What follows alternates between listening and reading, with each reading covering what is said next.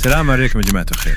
اليوم جايب لكم قصة واقعية مرعبة تشيب الراس وتخلي الواحد يفكر 1000 مرة قبل لا يتخذ قرارات متسرعة بحياته. اسمعوا مني هذه التفاصيل العجيبة.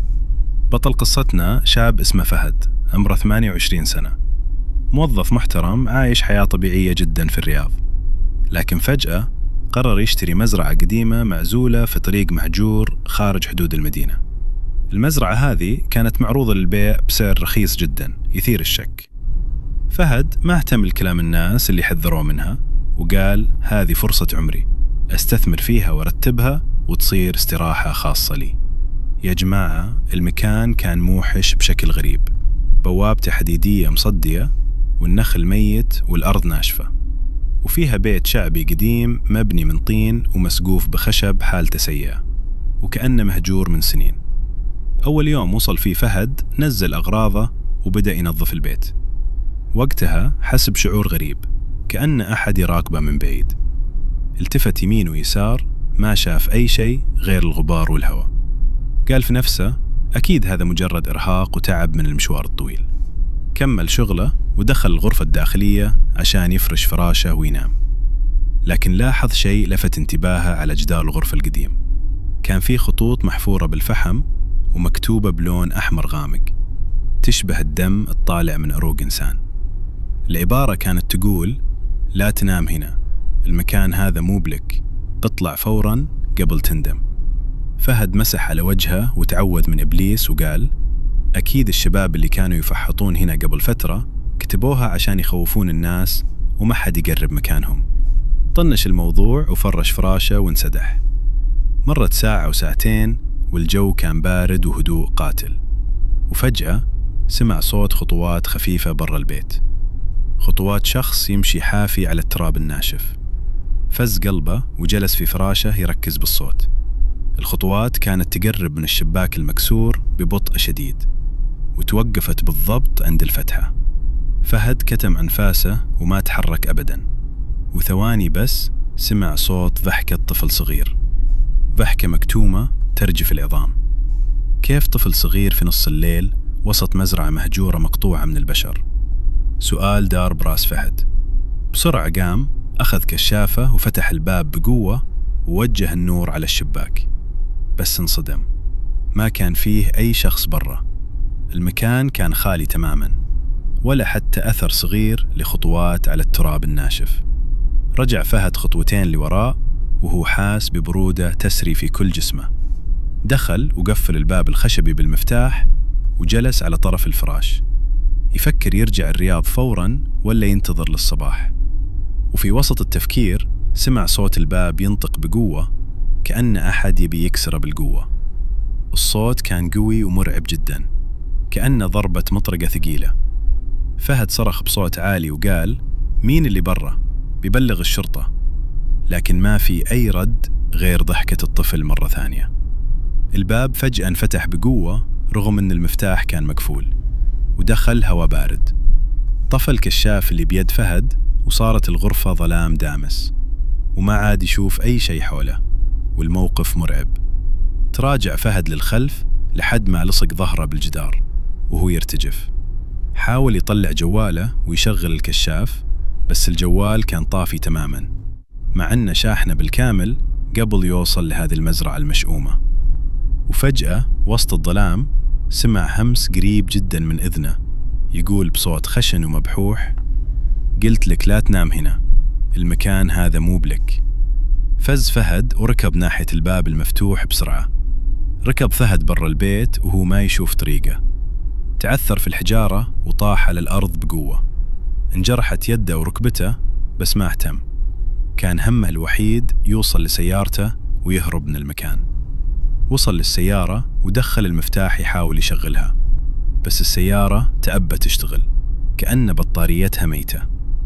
ضرب الدركسون بقهر وبدأ يقرأ آية الكرسي بصوت عالي ويردد المعوذات وهو يراطب البيت من قزازها. يا جماعة الخير، فجأة شاف شخص واقف عند باب البيت الشعبي بالظلام. شخص طويل جدا ولبسه أبيض قديم وممزق. وجهه ما كان فيه ملامح واضحة، كأنه مغطى بقماش أسود. الشخص هذا رفع يده ببطء شديد وأشر على فهد بأصبعه كأنه يتوعده أو يدعوه للرجوع للبيت. فهد جمد بمكانه وما قدر حتى يرمش من شدة الرعب اللي سيطر عليه. فجأة السيارة اشتغلت من نفسها وأنوارها ضربت بوجه الشخص اللي كان واقف عند الباب، لكن الصدمة إن الشخص اختفى تماما مع النور، كأنه تبخر في الهواء وما له أثر. فهد ما كذب خبر، داس على البنزين بكل قوته وحرك السيارة بسرعة جنونية بالطريق الترابي المظلم، وهو يناظر بالمراية الخلفية كل ثانية خايف يشوف أي شيء يلحقه من وراء. وصل للشارع العام المعبد وتنفس الصعداء، حس إن روحه رجعت له بعد ما كانت بتطلع. وقف على جنب الطريق ونزل راسه على الدركسون يبكي من الخوف والضغط النفسي الرهيب. مسك جواله يبي يكلم أخوه يبلغه باللي صار، واكتشف أن الجوال رجع يشتغل والبطارية فل 100%، شيء ما يدخل العقل ولا يتقبله أي منطق بشري أبدا. بهذه اللحظة اتصل على أخوه عبد الله وهو يرجف وقال له: يا خوي الحقني، أنا بطريق الشرقية القديم وصار لي موقف مرعب مستحيل أنساه طول عمري، تعال لي فورا تكفى وبسرع وقت. أخوه سمعه منهار وقال: مسافة الطريق وأكون عندك، أقفل الأبواب ولا تنزل من السيارة أبدا مهما صار لحد ما أوصلك. فهد قفل الأبواب وجلس يراقب الشارع الفاضي بهدوء مخيف. مرت ربع ساعة وكأنها دهر، وفجأة شاف سيارة قديمة جدا جاية من بعيد وتمشي ببطء شديد وتدق فلشر سيارة حوض قديمة ومتحالكة. وقفت بالضبط قدام سيارته ونزل منها شايب. الشايب كان وجهه أسود وكله تجاعيد ومبتسم ابتسامة عريضة لدرجة أن أسنان الصفرة كلها طالعة قرب من قزاز سيارة فهد، وضرب عليه بقوة وهو يضحك بصوت عالي ومزعج جدا. فهد تراجع ورا وصرخ: وش تبي مني؟ قال الشايب بصوت خشن. قلت لك المكان هذا مو لك، ليش ما تفهم؟ وهني أدرك فهد أن الرعب الحقيقي لسه ما بدأ. فهد حس أن قلبه بيوقف من الخوف وداس بنزين بقوة، والسيارة انطلقت بسرعة جنونية وخلت الشايب وراها وسط الغبار والظلام الدامس اللي يغطي هذا الطريق الموحش المرعب جدا بلا رحمة. يناظر بالمراية وهو يرتجف ويتصبب عرق، وشاف الشايب واقف مكانه يضحك، والمسافة تزيد بينهم لحد ما اختفى تماما عن عينه. بس الضحكة المزعجة كانت لسه ترن في أذنه كأنها جنبه. يا جماعة، فهد ما وقف لحد ما شاف أنوار محطة بنزين قديمة على يمين الطريق. لف عليها بسرعة ووقف سيارته عند البقالة ونزل منها وهو يلهث كأنه كان يركض. مسافة دخل البقالة وكانت شبه فاضية إلا من عامل هندي جالس ورا المحاسب يطالع فيه بنظرات غريبة ومخيفة. فهد راح للثلاجة، أخذ علبة ماء باردة وشربها دفعة واحدة عشان يطفي روعته. راح حاسب العامل وهو يرجف، والعامل يعطيه الباقي. قال بصوت مكسر: أنت ليش يجي من طريق مزرعة مهجورة؟ هذا طريق نفرات ما في، يروح هناك خطر كبير، أنت مجنون؟ يروح. فز قلب فهد وسأله: أنت وش عرفك أني جاي من المزرعة؟ أنا ما تكلمت ولا قلت لك شيء أبدا. العامل سكت ونزل راسه وتغيرت ملامحه كأنه ندم أنه تكلم معه. بهذه اللحظة دق جوال فهد، وكان أخوه عبد الله يقول: أنا وصلت المحطة اللي كلمتني عنها، أنت وينك؟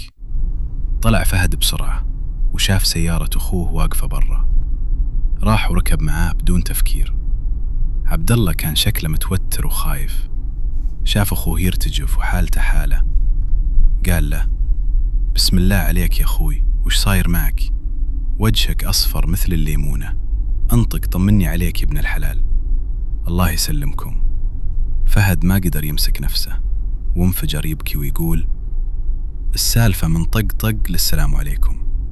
حكاله عن الصوت والضحكة والشايب اللي طلع له بنص الطريق وحذره من المكان. عبد الله سكت فترة طويلة وهو يسوق السيارة، طالع بأخوه نظرة غريبة وقال: تصدق يا فهد إني سمعت سوالف كثيرة عن هذه المزرعة، بس ما توقعت إنك راح تشتريها بدون تسألني. يا يبا، المكان هذا ملعون من سنين طويلة، يقولون إن صاحبه الأول ذبح عياله كلهم ودفنهم في أرض المزرعة وانتحر بعدها، ومن يومها والمكان مسكون بأرواحهم، ولا حد يقدر يقربه. فهد انصدم وقال: ليش ما قلت لي من قبل لا أتورط وأدفع فلوسي فيها؟ أنا كنت بموت الليلة يا عبد الله، أنت مستوعب؟ وش شفت هناك؟ شيء يخوف، مو من عالمنا. رد عليه أخوه ببرود عجيب وقال: لأنك عنيد وما تسمع الكلام يا فهد، دايم تسوي اللي براسك بدون تفكير، والمزرعة هذه اختارتك أنت بالذات لأنك تشبه الشخص اللي ظلمهم قديما. فهد استغرب من نبرة أخوه اللي تغيرت فجأة وصارت خشنة ومخيفة. طالع فيه وشاف ملامحه جامدة وعيونه تناظر قدام بدون ما ترمش، ولا حركة بسيطة منه تخليه يحس أنه طبيعي. قال له: عبد الله، وش فيك يا أخوي؟ تتكلم كذا؟ وش تقصد بأني أشبه الشخص اللي ظلمهم؟ وقف السيارة، خلينا ننزل شوي، أنا مو مرتاح لكلامك ولا أسلوبك هذا أبدا اليوم.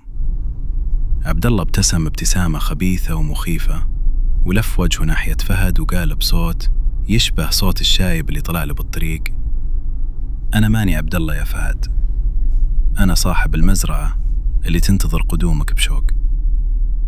الشاب كبر يا جماعة.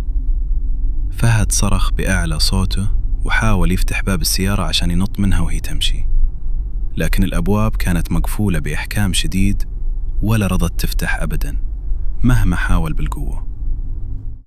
عبد الله أو الكيان اللي متلبس عبد الله داس على البنزين والسيارة انطلقت بسرعة مهولة في اتجاه المزرعة من جديد. فهد يبكي ويقرأ قرآن ويترجاه يوقف، لكن ما في أي فايدة للأسف. فجأة السيارة دخلت في طريق مظلم جدا ما فيه أي نور، والجو صار بارد ثلج كأنهم داخلين ثلاجة. موتى أنفاس فهد صارت تطلع بخار من قوة البرد اللي يجمد الدم. السيارة وقفت فجأة أمام بوابات المزرعة الحديدية اللي كانت مفتوحة على مصراعيها كأنها تستقبلهم. التفت الكيان لفهد وقال له بصوت مرعب: انزل يا ضيفي، وصلنا لبيتك الجديد اللي بيضمك للأبد. فهد رفض ينزل وتمسك بمرتبة السيارة بقوة. الكيان نزل ومشى ببطء لجهة فهد وفتح الباب بقوة خارقة وسحب فهد من يده ورماه على تراب المزرعة الناشف. رمية قوية كسرت كتفه. تألم فهد وبكى من الوجع، ورفع راسه لقى نفسه محاط بأشخاص أشكالهم غريبة، أطفال ونساء ورجال، كلهم يلبسون ملابس قديمة ومقطعة، ووجوههم شاحبة وعيونهم سوداء بالكامل، يطالعون فيه بصمت مرعب. الكيان اللي كان بشخصية عبد الله وقف بينهم وبدأ يضحك الضحكة المكتومة المزعجة اللي سمعها فهد أول مرة بالغرفة، وقال: هذه عائلتي يا فهد اللي اندفنت هنا ظلما، وانت اليوم بتعوضنا. كيف أعوضكم؟ أنا وش ذنبي؟ أنا ما أعرفكم ولا لي علاقة بظلمكم، أنا شريت المزرعة بس، خلوني أروح تكفون، والله ما أرجع هنا أبدا. فهد كان يترجاهم وهو يبكي بقهر. الكيان قرب من فهد ونزل لمستواه وهمس بإذنه: أنت تحمل دم العائلة اللي ظلمتنا، جدك القديم هو اللي قتلنا وأخذ مزرعتنا، واليوم الدم ينغسل بالدم، هذه قوانين المزرعة الملعونة دوما. انصدم فهد من الكلام، ما كان يعرف أي شيء عن تاريخ عائلته، ولا توقع بيوم أن نهايته بتكون بسبب ثأر قديم من أرواح ما تعرف الرحمة وتنتظر هذه اللحظة طويلا. وفجأة كل الأرواح اللي كانت واقفة هجمت على فهد دفعة واحدة. سحبوه لداخل البيت الشعبي وهو يصارخ بأعلى صوته يطلب النجدة، بس ما حوله أحد إلا الظلام والأصوات المرعبة فقط. دخلوه الغرفة نفسها اللي حاول ينام فيها وربطوه بحبل قديم ومتهالك. الجدران كانت مليانة دم، والكتابة اللي شافها أول مرة صارت تلمع وتشع بلون أحمر يخطف الأبصار ويزيد من رعبهم. الكيان رفع بيده فأس حديدي مصدي ومليان دم متجمد، وقرب من فهد ببطء شديد وهو يبتسم وقال: حان وقت الحساب يا حفيد الظالم، ادفع ثمن دماء أجدادي اللي راحت هدرا. فهد غمض عيونه وتشهد، وبدأ يقرأ المعوذات بصوت عالي جدا وهو يرتجف. وفجأة سمع صوت سيارة شرطة تقترب من المكان، وأنوار زرقاء وحمراء تضرب بشبابيك الغرفة. فز قلبه بأمل جديد. صوت الشرطة كان عالي جدا، وأنوار الدورية تضرب بقوة على وجوه الأرواح اللي تجمعت حول فهد. الكيان المتلبس بصورة أخوه عبد الله توقف مكانه ورمى الفأس على الأرض بقهر وتراجع للخلف. الكيان اختفى فجأة، وتبخرت كل الأرواح في ثواني، ورجع المكان ظلام، هدوء مخيف ما ينسمع فيه إلا صوت صرصور الليل وصراخ ضابط الشرطة وهو ينادي بالميكروفون: هل يوجد أحد بالداخل؟ فهد حاول يصرخ ويرد على الضابط، بس صوته كان مخنوق وحنجرته ناشفة من الخوف والتعب اللي عاشه في الساعات الماضية. تحامل على نفسه وطلع صوت خفيف: يا ناس انقذوني، تكفون. دخلوا العسكر، كسروا الباب الخشبي ودخلوا بكشافاتهم الكبيرة. دوروا بالغرف لين لقوا فهد مربوط بالحبل وملقى على الأرض وحالته ترثى. لها الضابط ركض له وفك الحبل وهو مستغرب من الموقف. الضابط سأل فهد: من اللي ربطك هنا؟ وش تسوي بهالمكان المهجور بنص الليل؟ المزرعة هذه عليها بلاغات قديمة وممنوع أحد يدخلها أبدا. فهد وهو يرجف قال: أنا شريتها وما عرفت. العسكري الثاني قاطعهم وقال: سيدي، لقينا سيارة برا المزرعة بس ما فيها أحد، والغريب إن الباب مفتوح والسيارة شغالة. هذه سيارة مين يا أخوي فهد؟ قال: هذه سيارة أخوي عبد الله. الضابط استغرب وقال: وين أخوك الحين؟ ليش خلاك؟ ومشى. فهد رد وهو يبكي: أخوي ما كان هنا، هذا شيء متلبس بصورته وجابني غصب عشان يقتلني. الضابط طالع بنظرة شك واستغراب. طلعوا فهد من البيت وركبوه بالدورية عشان ياخذون قوالع بالمخفر، وبنفس الوقت الضابط طلب يكلمون عبد الله من رقم فهد عشان يتأكدون من السالفة. دقوا عليه ورد عبد الله بصوت كله نوم: ألو يا فهد، وش صاير متصل هالوقت؟ الضابط رد عليه: أخوك عندنا بالمخفر، لازم تحضر فورا.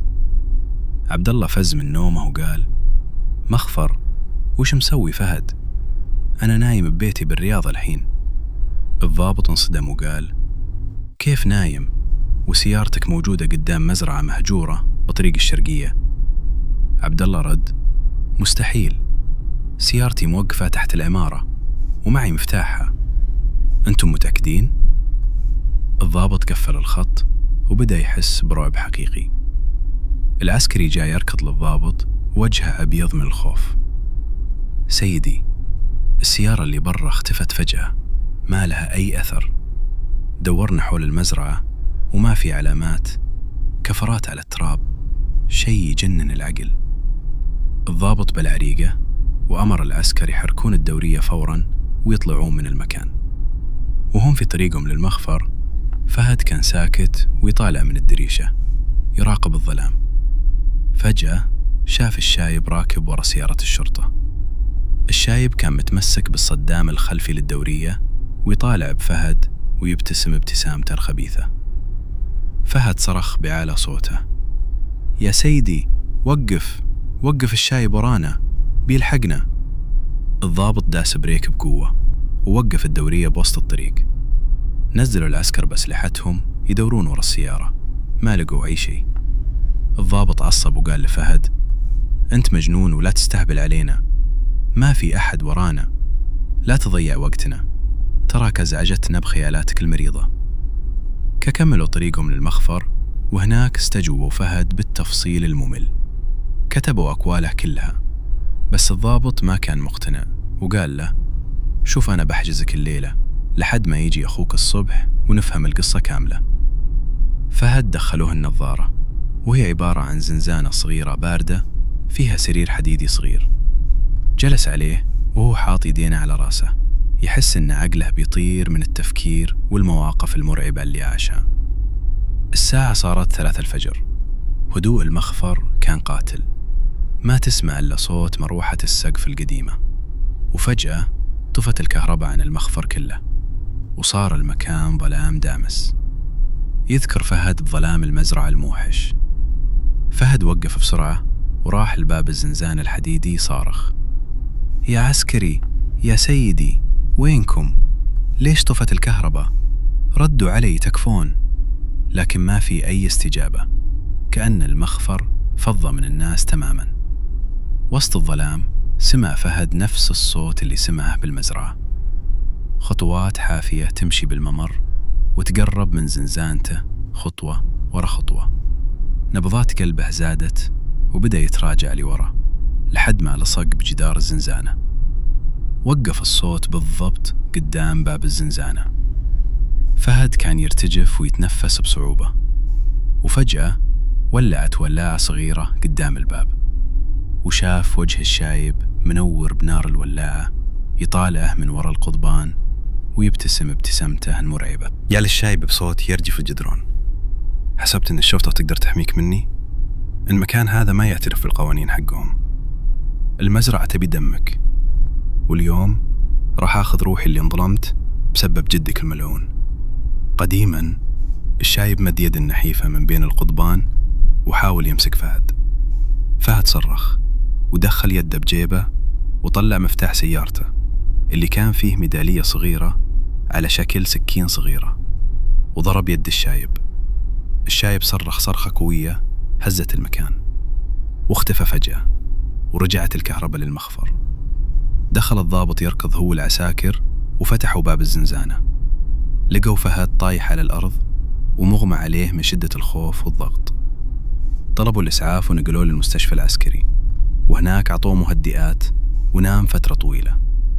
صحى فهد العصر ولقى أخوه عبد الله جالس جنبه على الكرسي يقرأ قرآن ويبكي على حال أخوه اللي اتدمرت تماما. فهد أول ما شاف أخوه فز من سريره وتراجع لورا وهو يصرخ: لا تقرب مني يا ملعون، اطلع برا تكفى. عبد الله انخرع وقال: يا أخوي اهدى، أنا عبد الله لحمك ودمك. فهد كان يرجف بقوة وقال: كذاب، أنت نفس الكيان اللي أخذني للمزرعة وحاول يقتلني. أنا ما راح أصدقك، جيبوا لي الضابط، أبي أطلع من هنا، ما أبي أشوف هذا الشخص. الممرضين والضابط دخلوا الغرفة يهدون فهد. الضابط حلف له يمين بالله إن هذا أخوك الحقيقي، وإنه جاء من الرياض اليوم الصبح بعد ما كلمناه. فهد بدأ يستوعب وارتمى بحضن أخوه. بكى فهد بحرقة وقال له: يا عبد الله، أنا شفت الموت بعيوني. المزرعة هذه مسكونة بشياطين يبون دمي، لأنهم يعتقدون إن جدنا ظلمهم قديما وذبحهم، وأنا أدفع الثمن الحين بدون ذنب. عبد الله طالع بالضابط بنظرة استغراب. الضابط تنهد وقال: للأسف يا فهد، كلامك فيه شيء من الصحة. احنا رجعنا الملفات المزرعة القديمة ولقينا بلاوي متلتلة وأشياء ما يصدقها أي عقل بشري. المزرعة هذه اسمها مزرعة الدم، والمالك الأول لها كان شخص من عائلتكم فعلا، واسمه يتطابق مع اسمك يا فهد. والقصة اللي سمعتها من الكيان صحيحة، وصارت قبل 80 سنة تقريبا. الضابط قال إن جدك القديم ذبح العائلة صاحبة الأرض طمعا فيها، ودفنهم تحت البيت الشعبي. ومن هذاك اليوم وكل من يشتري المزرعة يشوف الويل والموت بطريقة بشعة جدا ومرعبة للجميع. فهد حس بضيق شديد في صدره وقال: يعني أنا أدفع ثمن غلطة جدي؟ وش ذنبي أنا يا جماعة الخير؟ مستحيل أستسلم لهم، لازم نلاقي حل ينهي هذه اللعنة إلى الأبد. عبد الله مسك يد أخوه وقال: لا تخاف يا أخوي، أنا معاك وما راح أتركك لو كلفني حياتي. بنروح الشيخ معروف عندنا بالرياض يفك السحر ويطرد الأرواح الخبيثة من هذا المكان. الضابط حذرهم وقال: انتبهوا يا شباب، الموضوع مو بسيط أبدا، هذه أرواح متمسكة بالانتقام وتنتظر هذه الفرصة من سنين طويلة، وأي خطأ ممكن يكلفكم أرواحكم. انتبهوا جيدا من غدرهم القاتل. طلع فهد من المستشفى اليوم الثاني ورجع مع أخوه للرياض. تواصلوا مع شيخ اسمه أبو راشد، رجال دين معروف وقوي. وافق يروح معاهم المزرعة بعد ما سمع القصة كاملة منهم. الشيخ طلب منهم يجيبون ماء مقري عليه وملح خشن وكم غرض ضروري، وتوجهوا ثلاثتهم للمزرعة في وضح النهار عشان يتجنبون قوة الأرواح اللي تزيد بالليل وتصير خطيرة جدا على البشر. وصلوا للمزرعة وقت الظهر. الشمس كانت ساطعة والجو حار، لكن الغريب أنهم أول ما دخلوا من البوابة الحديدية حسوا ببرودة غير طبيعية تضرب في العظام وتجمد الدم داخل عروقهم الخايفة. الشيخ نزل من السيارة وبدأ يقرأ آية الكرسي بصوت عالي جدا ويرش الماء والملح حول المزرعة. فهد وعبد الله يمشون وراه وهم يرجفون ويطالعون بكل زاوية خايفين من أي هجوم مفاجئ. فجأة هبت رياح قوية جدا شالت الغبار وكسرت بعض الأغصان الميتة، وصار الجو مغبر لدرجة أن الرؤية انعدمت تماما. الشيخ استمر بالقراءة بصوت أعلى بدون ما يوقف أو يخاف أبدا. سمعوا أصوات صراخ أطفال ونساء طالعة من البيت الشعبي، أصوات تعور القلب وتخوف بنفس الوقت.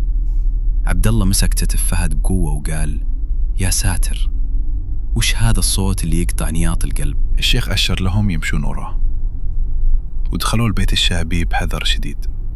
الجدران كانت ترتجف كأن فيه زلزال خفيف يضرب المكان. الريحة كانت لا تطاق، كأنها ريحة جثث متحللة من سنين طويلة. وصلوا للغرفة اللي انربط فيها فهد، وهني كانت الصدمة الكبيرة. الكتابة الحمراء على الجدار كانت تتغير وتتشكل من جديد، وتكتب عبارة صريحة تقول: الدم بالدم ولن تخرجوا أحياء من هنا.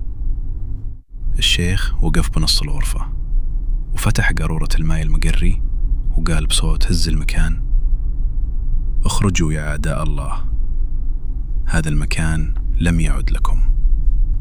طاح باب الغرفة بقوة وانقفل عليهم فجأة بالظلام الدامس. فهد صرخ وطلع جواله بسرعة يشغل الكشاف، بس الجوال انكسرت شاشته من وحدها وتناثر القزاز على الأرض.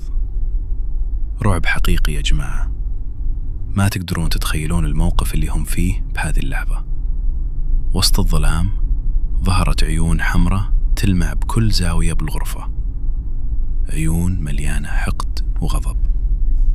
الشيخ بدأ يقرأ سورة البقرة، والكيانات بدأت تصرخ بصوت يصم الأذان وتدور حولهم بشكل جنوني وسريع جدا.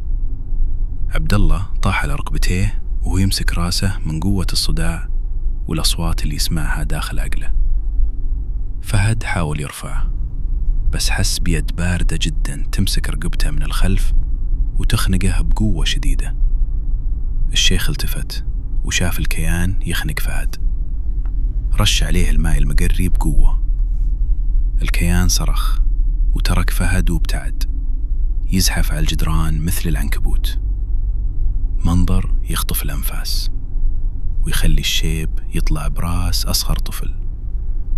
قال الشيخ بسرعة: يا فهد، لازم نحفر تحت هذه الغرفة فورا، الجثث مدفونة هنا، وإذا ما طلعناها وصلينا عليها ما راح يهدون أبدا، والموت بيكون مصيرنا كلنا بهذه الغرفة الملعونة. فهد طلع يركض لسيارته، يجيب فاس ومسحاه، كان حاطهم بالشنطة. وهو راجع شاف الشايب واقف عند الباب، يبتسم ويأشر له بيده: لا تقرب، وإلا بخلي أخوك يموت قدام عينك الليلة. لكن فهد توكل على الله وتجاهل الشايب تماما، ودخل الغرفة بقوة. بدأ يضرب الأرض بالفاس.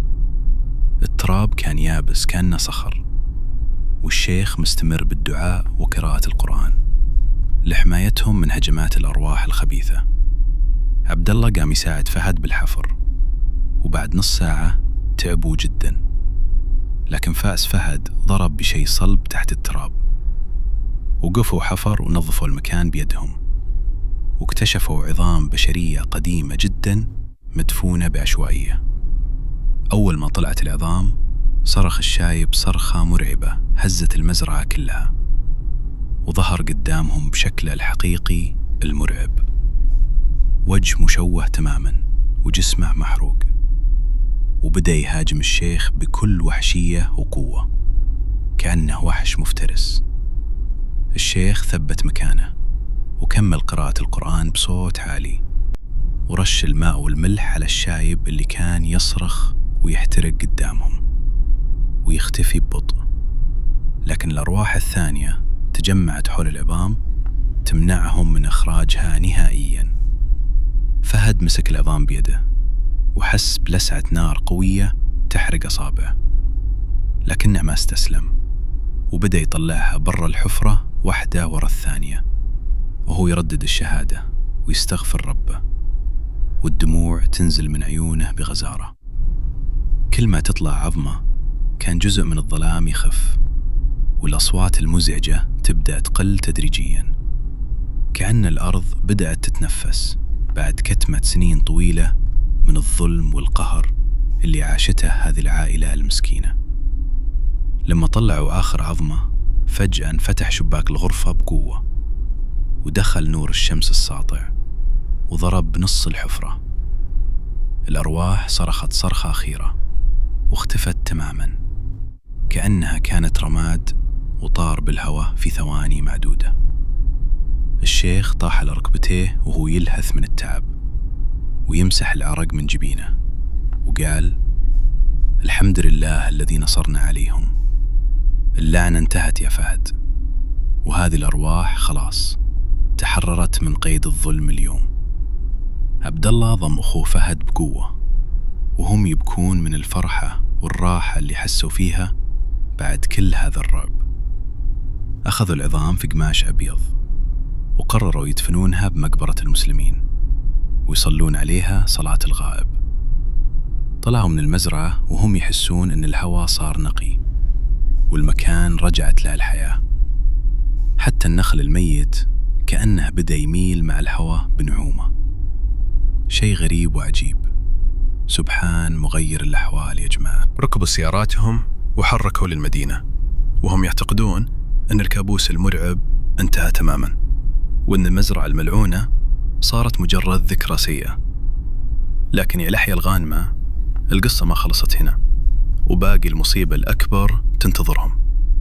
دفنوا العظام بمقبرة الرياض، وصلوا عليها وانتهى كل شيء.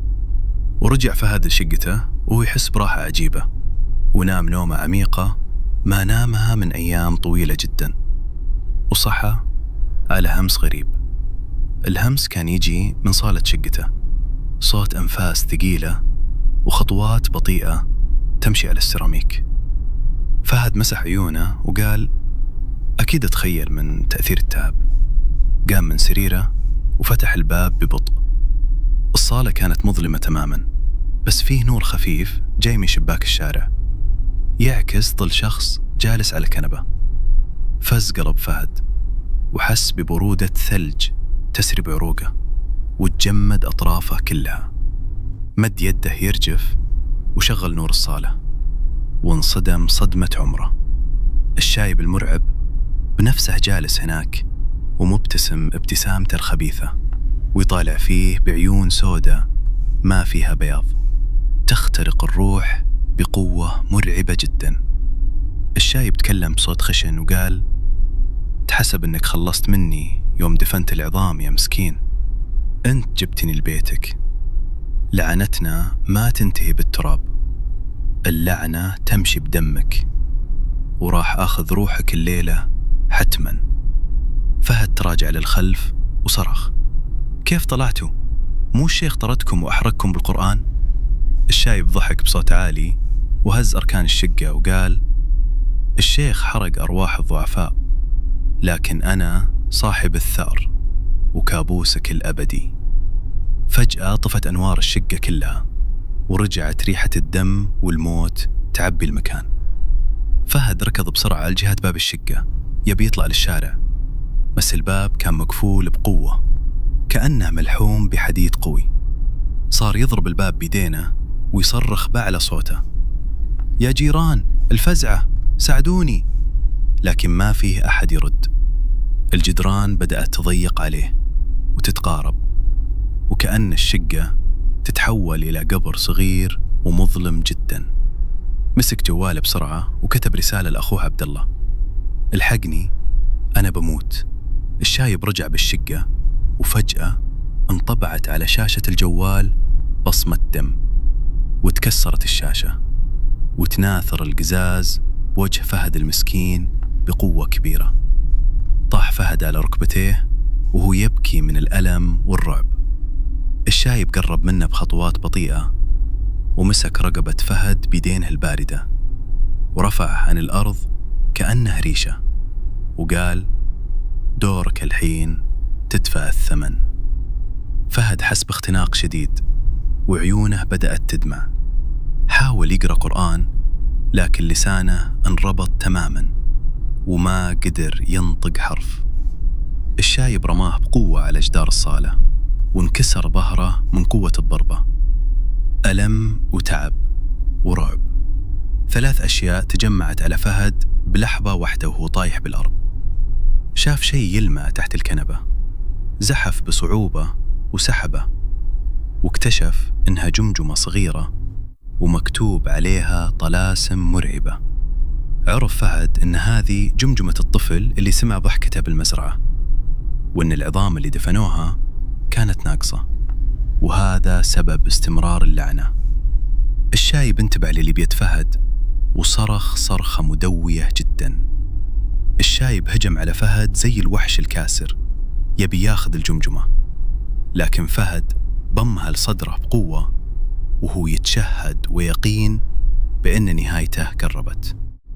الجدران صارت تنزف دم، والأثاث يطير وينكسر بعنف. بلحظة يأس فهد تذكر الشيخ أبو راشد وصرخ بأعلى صوته: يا رب نجني من هذا الشيطان. وفجأة انكسر باب الشقة الخسبي بقوة، ودخل عبد الله والشيخ يركضون بسرعة لإنقاذه فورا. الشيخ أول ما شاف الشايب والجمجمة بيد فهد عرف الخلل، وبدأ يرفع الأذان بصوت جهوري يهز القلب. الشايب تراجع وصرخ صراخ يقطع الآذان كأنه يحترق بنار قوية لا تنطفي. عبد الله ركض وسحب أخوه فهد ورا وحضنه وهو يبكي ويقول: الحمد لله إن انتبهت لرسالتك قبل ينقطع الخط.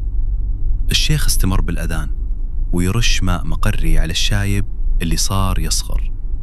الشايب صار يذوب مثل الشمع ويتبخر بالهواء وهو يردد نفس الكلمة: الدم بالدم، لحد ما اختفى تماما وترك بقعة سوداء تحرق السيراميك وريحتها كبريت يخنق كل الموجودين حوله بقوة. الشيخ مسك الجمجمة اللي بيد فهد وقال: يا سبحان الله، هذه جمجمة الطفل اللي استخدموها بالسحر الأسود لربط الأرواح بالمكان، وإذا ما انحرقت الجمجمة اللعنة راح تستمر طول العمر. أخذ الجمجمة بسرعة وطلعوا للمكان الخالي ورا العمارة. الشيخ ولع نار كبيرة وبدأ يقرأ آيات الحرق وفك السحر ورمى الجمجمة بالنار. فجأة طلعت صرخة أخيرة قوية من وسط اللهب. النار فجأة تغير لونها وصارت زرقاء غامقة، تطلع منها شرارات سوداء وتضرب بوجوههم. الجمجمة بدل ما تحترق صارت تضحك بصوت طفل صغير، ضحكة تستفز الأعصاب وتجمد الدم بعروقهم تماما. الشيخ تراجع خطوتين وهو يمسح عرق جبينه مستغرب من اللي يصير، وقال: يا جماعة، السحر هذا من أقوى أنواع السحر الأسود القديم، وما راح ينفك بسهولة أبدا الليلة هذه. عبد الله التفت على أخوه فهد وشافه يطالع بالنار الزرقاء وهو مسحور، عيونه مبرقة وما يرمش، كان فيه قوة خفية تسحبه ناحية النار بخطوات لا إرادية وبطيئة جدا تثير الرعب. عبد الله مسك كتف فهد يبي يوقفه، بس فهد دفعه بقوة خيالية طيحت عبد الله على الأرض مسافة بعيدة. فهد كان يبتسم نفس ابتسامة الشايب وقال بصوت خشن: الدم يطلب الدم. الشيخ انتبه أن الشايب الملعون ترك الجمجمة وتلبس بجسد فهد بالكامل. صرخ الشيخ: يا عبد الله، أخوك بخطر، الكيان سيطر عليه ولازم نطلعه منه قبل لا يحرق نفسه بوسط النار. عبد الله قام يركض ورمى نفسه على أخوه يحاول يبعده عن النار الزرقاء، لكن فهد كان قوي جدا ويضرب عبد الله بدون أي رحمة، كأنه عدوه اللدود مو أخوه الخايف عليه. الشيخ قرب منهم ورش ماء مقري على وجه فهد وبدأ يقرأ المعوذات بصوت عالي. فهد صرخ صرخة رجت الحارة كلها وبدأ يزبد من فمه وطاح يتلوى بالأرض بشكل مخيف. الكيان اللي داخل فهد بدأ يتكلم بلسانه ويقول: تظنون أنكم انتصرتوا؟ اللعنة ما تنتهي إلا بدم واحد منكم يروي عطش الأرض الليلة. واحد منكم لازم يودع الدنيا وإلى الأبد. فجأة الجمجمة اللي وسط النار طارت بالهواء وضربت صدر الشيخ بقوة. طاح الشيخ على ظهره وهو ينزف دم، وعبد الله التفت مرعوب يشوف الشيخ ينازع وفهد يضحك ضحكة شريرة ومجنونة. الموقف صار كارثي يا جماعة الخير. الشيخ طايح ينزف وفهد متلبس بالكامل، وعبد الله واقف وحيد ما يدري وش يسوي عشان ينقذ أخوه وينقذ نفسه من هذه النهاية المرعبة. حقا عبد الله شاف الموت بعيونه، لكنه تذكر كلام الشيخ عن الإيمان والقوة الداخلية. فجأة صرخ بأعلى صوته وقال: يا رب، انصرنا على هذا الشيطان الرجيم وأنقذ أخوي من هذه اللعنة الملعونة. ركض عبد الله بسرعة ناحية الشيخ اللي كان ينزف على الأرض وسحب من جيبه قارورة صغيرة فيها ماء مقري مخلوط بمسك أسود وزيت زيتون. كان الشيخ مجهزها لأصعب وأخطر الأوقات المحتملة. الكيان اللي داخل فهد انتبه لحركة عبد الله وصرخ بصوت يهز العمارة كلها وهجم عليه بسرعة جنونية، يبي يمنعه من استخدام الماء المقري لأن هذا الماء هو نقطة ضعفه الوحيدة الباقية. عبد الله فتح القارورة بسرعة وقبل لا يوصل له فهد رمى الماء كله على وجه أخوه وصدره وهو يقرأ آية الكرسي بصوت عالي جدا وقلبه يرتجف من الخوف والرعب اللي عاشه. فهد طاح على الأرض يصرخ ويتلوى كأن نار جهنم تاكل لحمه. الدخان الأسود صار يطلع من عيونه وفمه، والكيان بدأ يضعف ويحاول يطلع من جسد فهد بصعوبة بالغة جدا ومخيفة. في هذه اللحظة الشيخ تحامل على جرحه ورفع راسه بصعوبة وقال: يا عبد الله، الجمجمة هي الأساس، لازم تدمر الجمجمة بالكامل، دقها بأي حجر أو حديدة، لا تخليها سليمة أبدا، تكفى. عبد الله التفت وشاف الجمجمة لسه بالنار الزرقاء تضحك. ركض ناحيتها بدون أي تفكير وشاف جنبه بلكة اسمنتية ثقيلة شالها بيدين الثنتين وهو يسمي بالرحمن ويطلب من الله العون في محنته. الكيان حس بنهاية اللعنة وحاول يوقف عبد الله، بس فهد بآخر لحظات وعيه مسك رجول الكيان اللي كان يطلع منه وقال له: كافي ظن، روح الجهنم وفكنا من شرك يا ملعون. رفع عبد الله البلكة الأسمنتية بأقصى قوة عنده وضرب الجمجمة اللي كانت وسط النار الزرقاء بضربة واحدة قوية حطمتها لقطع صغيرة جدا وتناثرت في الهواء مثل الرماد الأسود. في لحظة مرعبة أول ما تكسرت الجمجمة طلعت صرخة عظيمة جدا شقت السماء، صرخة تجمع آلاف الأصوات المرعبة مع بعض، واختفت النار الزرقاء تماما، ورجع المكان طبيعي وهادي جدا وكأن شيئا لم يكن. فهد أخذ نفس عميق جدا وطاح فاقد الوعي على التراب، وعبد الله ركض يشوف الشيخ اللي كان ينزف بشدة من صدره. اتصل عبد الله بالإسعاف وهو يبكي ويحمد ربه على زوال الغمة. الإسعاف وصل بوقت قياسي ونقلوا فهد والشيخ للمستشفى، واتدخلت الشرطة عشان تحقق بالموضوع وتفهم وش اللي صار بالضبط، لأن المكان كان شكله يشبه ساحة معركة حقيقية مليانة رعب ودمار غريب. الشيخ دخل العناية المركزة لأنه فقد دم كثير، وفهد كان في غيبوبة مؤقتة بسبب التعب الشديد والضغط النفسي والجسدي اللي تعرض له خلال الساعات المرعبة الماضية اللي شابت منها الرؤوس. عبد الله جلس في ممرات المستشفى ينتظر أي خبر يفرحه، وهو يسترجع أحداث الليلة ويفكر كيف انطمع شخص واحد في الماضي دمر حياة عائلة كاملة وجاب اللعنة لأحفاده بدون ذنب. بعد يومين الشيخ استقرت حالته وفتح عيونه وطلب يشوف عبد الله. أول ما دخل عليه عبد الله مسك يده وقال له: الحمد لله، اللعنة انكسرت للأبد وأرواح المظلومين لقيت سلامها في قبرها. الجمجمة اللي دمرتها كانت هي المركز اللي يتغذى منه الشيطان، ولما تدمرت انتهى العقد الشيطاني اللي يربطهم بالمكان.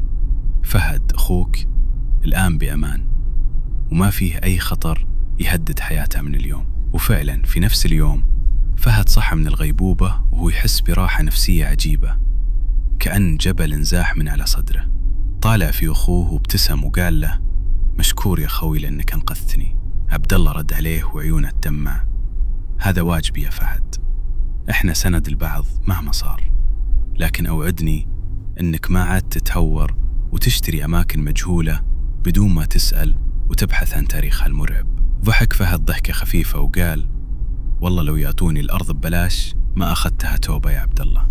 من اليوم ورايح ما أشتري إلا بالمدن المأهولة بين الناس، وأبعد عن الأماكن المقطوعة والمخيفة. بعد ما طلعوا من المستشفى قرر فهد يتبرع بقيمة المزرعة اللي شراها للجمعيات الخيرية كصدقة بنية التكفير عن أخطاء جدة القديمة والدعاء للموتى بالرحمة والمغفرة عشان يرتاح ضميره للأبد. فعلا الحكومة اتدخلت بالموضوع وسوروا المزرعة بالكامل ومنعوا أي شخص يقرب منها نهائيا بعد ما اكتشفوا الجثث القديمة اللي كانت مدفونة هناك، وصار المكان محظور ومسجل كمنطقة خطرة يمنع التواجد فيها. يا جماعة الخير، القصة هذه فيها عبرة كبيرة لنا كلنا، أن الظلم ظلمات يوم القيامة، وأن حقوق الناس ما تضيع مهما طال الزمن وتمر السنين وتتغير الأجيال.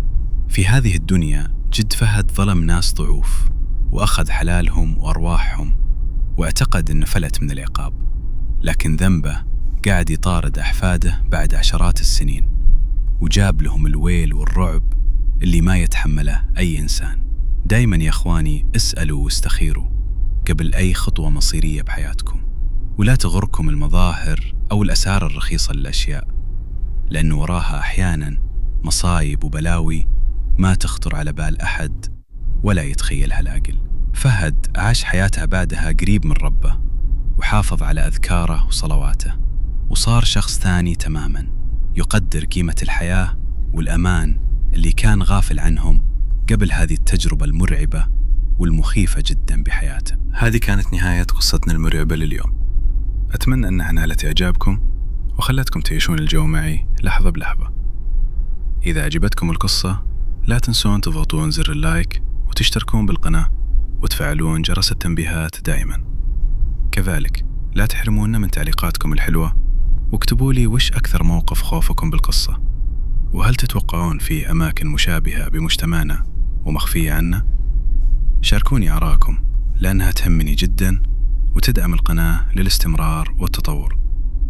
شاركوا هذا المقطع مع أصحابكم وأهلكم في الجروبات عشان يستمتعون بالرعب الواقعي، ويعتبرون من القصة ولا يوقعون بنفس الفخ اللي وقع فيه فهد المسكين. الله يحفظكم جميعا من كل مكروه. ترقبوا موعدنا القادم مع قصة جديدة واقعية تخطف الأنفاس وتطير النوم من العين. أنا أجمع لكم القصص بعناية شديدة عشان أقدم لكم محتوى يليق فيكم وفي ذائقتكم المميزة يا أصدقائي. إلى اللقاء في الحلقة القادمة، ودمتم في حفظ الله ورعايته. تصبحون على ألف خير وأحلام سعيدة بعيدة عن الكوابيس والمزارع المهجورة. في أمان الله الكريم، والسلام عليكم ورحمة الله وبركاته.